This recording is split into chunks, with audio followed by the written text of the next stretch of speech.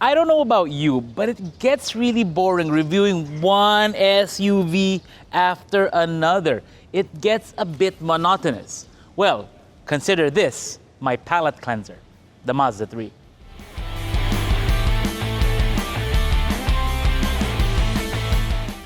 Now, in the last couple of years, we've become kind of spoiled because a lot of the Chinese crossovers we've revealed and we've reviewed have been spoiling us with all kinds of technology, kind of like, think of it like a Chinese laureate. You know, when you have so many things going on the table, but then after a while, you kind of just want to go back to something a bit more different, a bit finer. And that's what the Mazda 3 is offering you.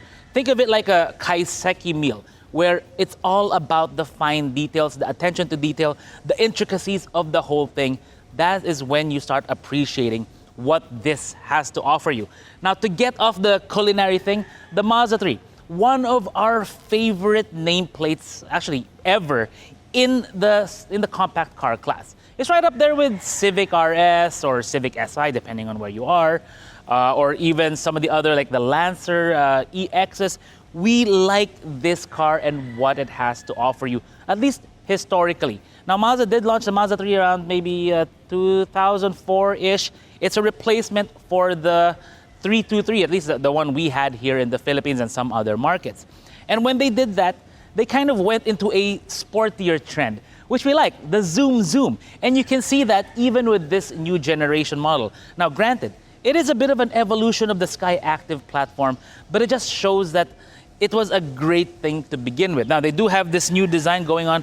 It's very much kind of a derivative of the Kodo design language, so you still have the way they do the grille, the way they do the lights. I do like how they set back the lights a little bit further compared to before. And this version loses the chrome trim on the front. We like it that way. We prefer it when there's no chrome. And there is some on the windows over there, but really, it really looks good with the white, the black, and the gray for the wheels. Now, from that angle, you can see that it's a nice palate cleanser from all the boxy crossovers we've been trying lately. You got these nice 18-inch wheels. It's a very low-slung type of 5-door hatchback. The way they do the doors, it's also very sloping. So getting in and out, you have to kind of be a bit careful. But what's really different here is the way they, I guess, increased the metal area for the rear quarter of this hatchback.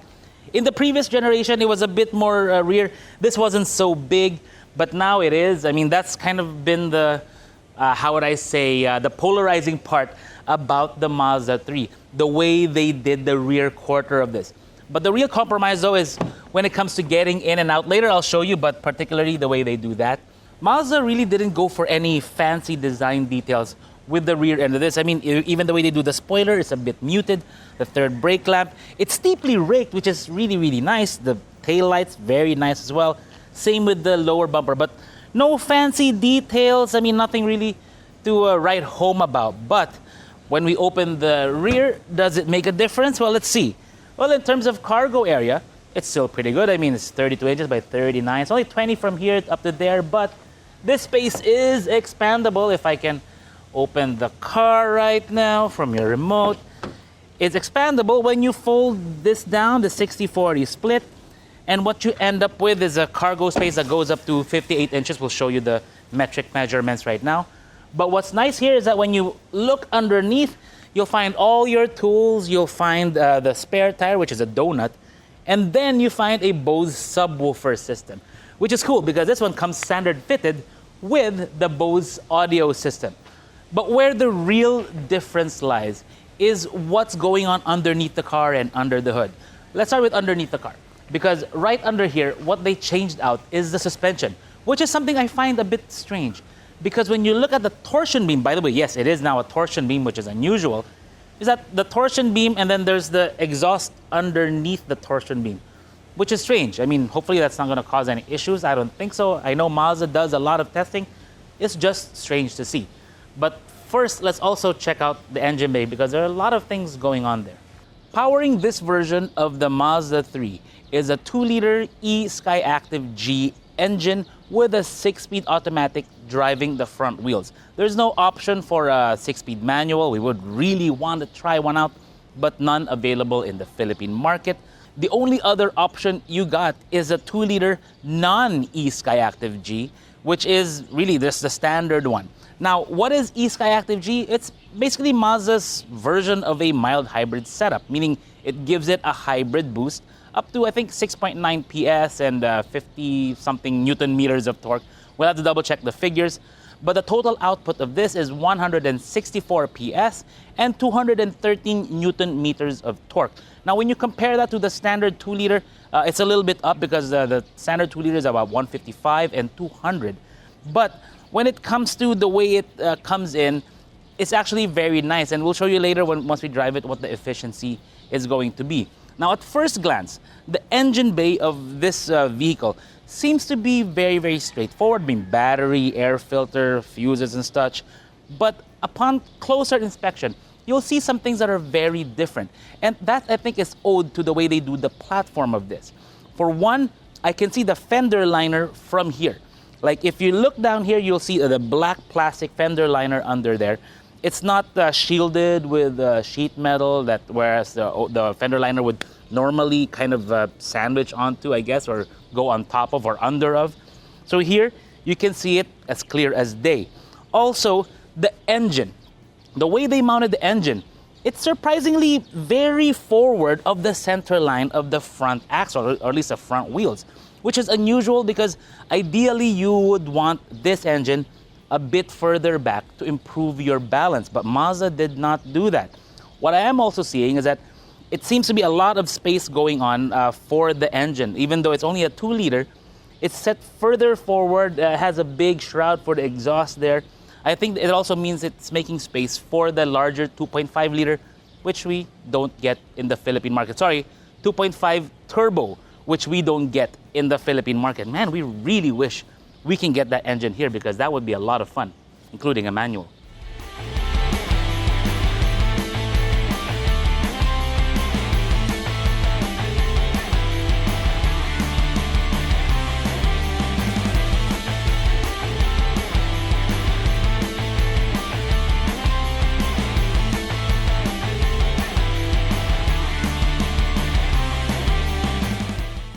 Right about now, you can see the biggest drawback with the Mazda 3 hatchback, and that is the rear seat space, particularly with the headroom, the way the legroom is, this big center tunnel right here.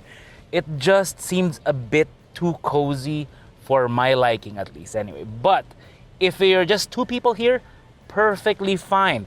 It's perfect for 2 people, but if you have a third person in the middle, yeah, it's not gonna be fantastic. But still, if you're seated here, the seat feels great on your back, all things considered. You have a nice door card here with the controls and the grab handle here, a proper one where you can actually brace yourself. And then you have this 2 rear AC vents, great for comfort.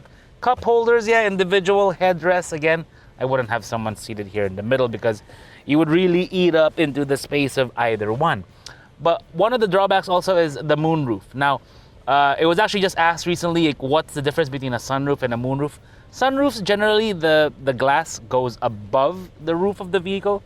In a moonroof, generally, it's inside the ceiling, or at least underneath the steel, the sheet metal up there. So it kind of consumes headroom here. So you can see, even for me, it's like only maybe half an inch or something.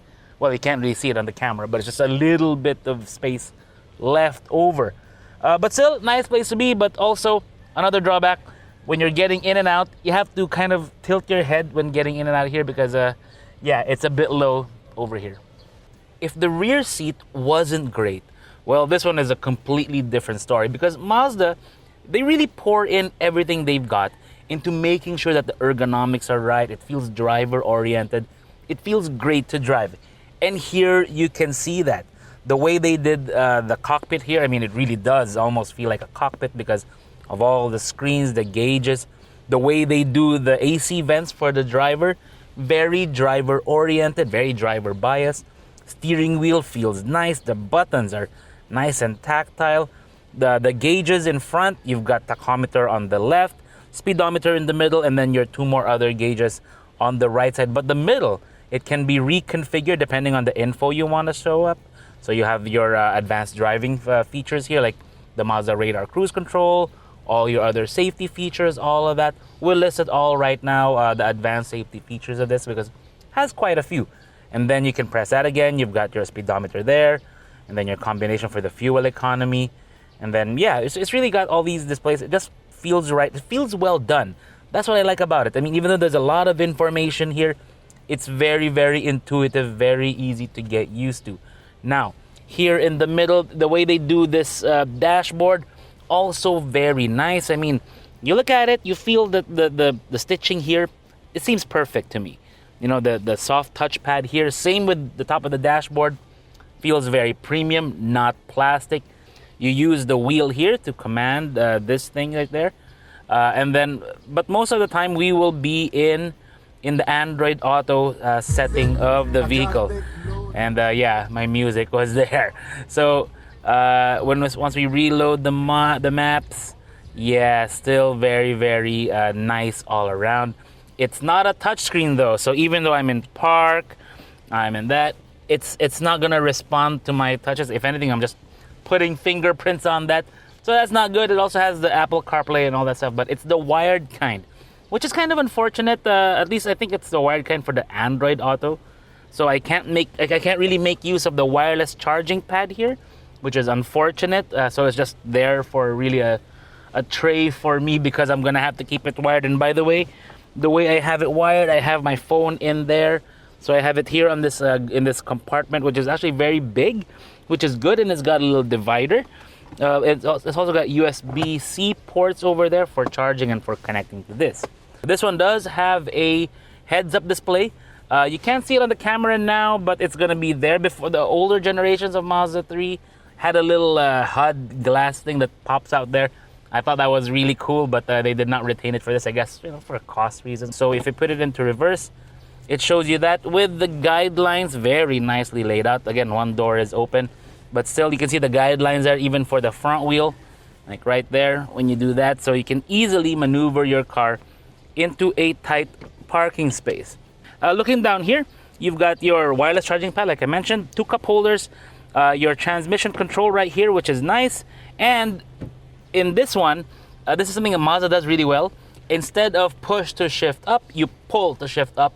Proper gamer stuff. That's what we like about Mazda, at least proper driver oriented stuff, because if you've gotten used to video games, your PlayStation, your simulators, you pull to shift up, which is cool. And you have the sport mode right here.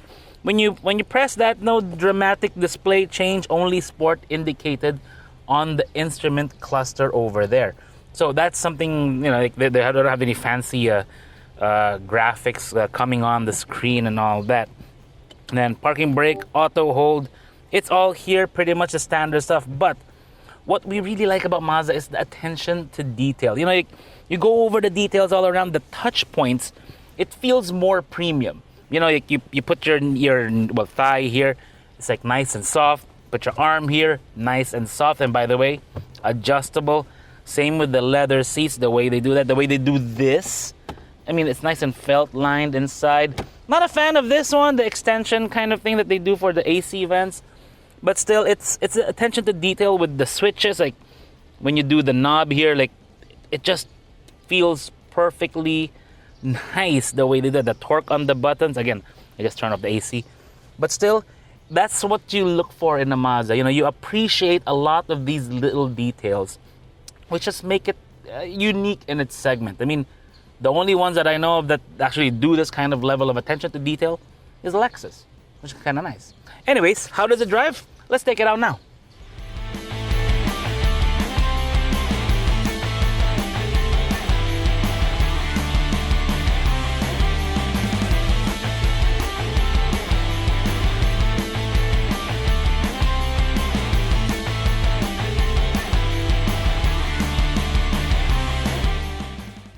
If you haven't noticed, the Mazda 3 has a soft spot in my heart, because I love it when they launched this, you know, the departure from the older 323.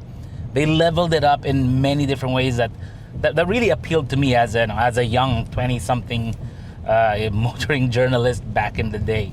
So it just felt younger, it felt more energetic to drive, you know, the way the transmission works. And this one takes all of that. But there are some real drawbacks. So for example, right now, I mean, you can see it moving around a bit more. It's because of the ride. Mazda did try to do to tune out the suspension of this, but there's only so much you can do with the 18s and low profile tires. So keep that in mind. If you're on EDSA, you will feel a bit more of the road. I do question the wisdom of going for a torsion beam in the back, because I know torsion beam is the cheaper way to go when it comes to constructing a car's suspension. But again, Mazda, these are like, semi-premium vehicles, I guess we would classify it as. So I would still want the full independent suspension in the back rather than a torsion beam. But we can't deny that the quality of the car still feels very premium, and you feel it when you go over the bumps and you don't hear any rattles apart from the things you may have left in the cup holder. Those are the things that are going to rattle. But the car itself, the panels, screws, clips, whatever, everything just feels like it was perfectly spec'd and put together in a very perfect way. You feel that in this car, in any of the cars in its class. The class is getting smaller and smaller because everyone's already gravitating towards the SUVs. But it's nice to know that Mazda still does it very, very well with the Mazda 3. The real sticking point with this car is also the choice of powertrain. Now, they did go for the M hybrid, the eSky Active, the hybrid boost kind of thing that it's giving. It does give a little bit of a boost in terms of power and in terms of torque, but you can't really feel it all too much. But where you do feel it is when it comes to the fuel economy. Now, in the previous generation, the non-turbo, the 2-liter version that we drove before, the Mazda 3 was netting around, I think it was 8 something, maybe 8.5 kilometers per liter. I haven't driven the 2-liter only of this one yet, because they only started having demo units again recently for the Mazda 3. But still, driving this around, in terms of fuel economy, getting around 10.5 in the city. On EDSA with traffic and everything, around 18, 19 kilometers per hour. 10.5 kilometers per liter. That's really, really good for something like this, and certainly unexpected. Now, I still would have preferred have they gone for, let's say, a smaller turbo engine, maybe a 1.5. They already had a 1.5 Mazda 3 before. Maybe a turbocharged version of that would have been nice, but, it is what it is. Corporations make these decisions depending on whatever they want to prioritize. And Mazda wanted to go for a 24-volt mild hybrid system in the Mazda 3. Now, it may sound like I am disappointed with the Mazda 3. And in some ways, I kind of am. I'm just a little confused about some of the decisions they made. But I think it's more of what the previous generation represented. The previous generation in 2014 is a huge leap forward compared to its predecessor. I mean, like, in terms of generational changes, like the way they leveled up everything, style, engineering, the chassis or the platform, the Skyactiv platform, which this one is an evolution of, the engine, the transmission, everything just felt so much leagues ahead of its predecessor model. This one, when you compare it to that 2014 generation, is more like an adaptation or an improvement in many ways. But there are it feels more like an evolution, a slight evolution compared to the previous one. And that is something we need to frame, because Mazda isn't going for a full change and everything in here. Yes, there are changes, but it's really more of fine-tuning this, fine-tuning that, improving this. Maybe I think they changed the style a bit too much with particularly with the rear, but still it does feel good. And what we want to find out now is whether it still holds well when we put it through its paces on a little racetrack. Well, we don't have a racetrack. We do have an autocross course on our warehouse. Okay, so we're back at the warehouse, and we're gonna do a little, try to do a little quasi time run, see if this feels a little bit better. So let's go and find out. Ready, Barney, Geloy? And 5, 4, 3, 2, 1. Okay, so we're in sport mode. Takeoff is actually really good.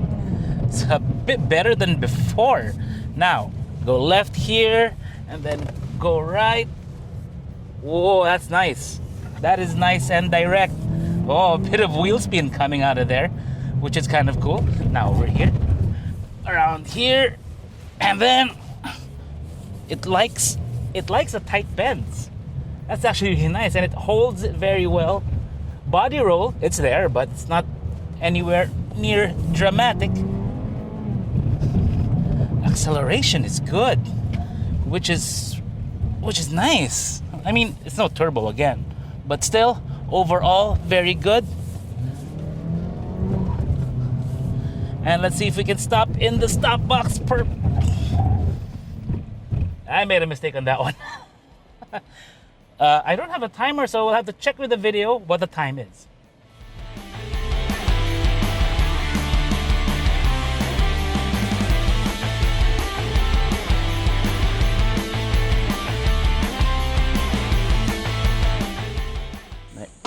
While I don't agree with everything Mazda did with the new Mazda 3 hatchback, like the way they did the rear end, or particularly the rear quarter, the rear suspension, even the choice of going for the mild hybrid boost underneath the hood, not great fans of that, but I can't fault Mazda because they always make such a nicely focused vehicle. Again, like I said, this is more like a kaiseki, where they really pick the nuances and really focus on that, making it a little bit better, making it a little bit more intricate, rather than trying to give everything to everyone all at once.